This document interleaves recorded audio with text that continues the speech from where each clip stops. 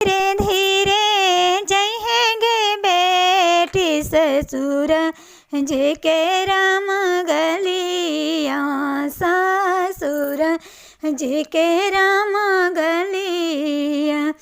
Mummy छोड़ी जहेंगे बेटी पापा रे छोड़ी राम जई है पापा रे छोड़ी राम जई है।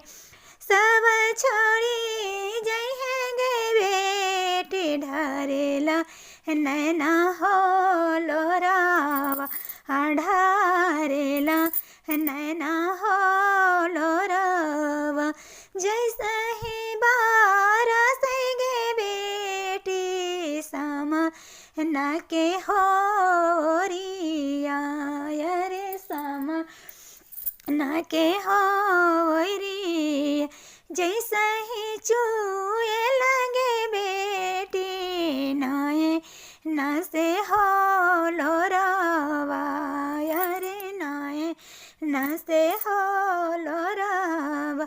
जैसा ही फाटे लगे बेटी खीरा वैसे हो ककड़ी वैसा ही फाटे लगे बेटी हमारा हो कार जवा।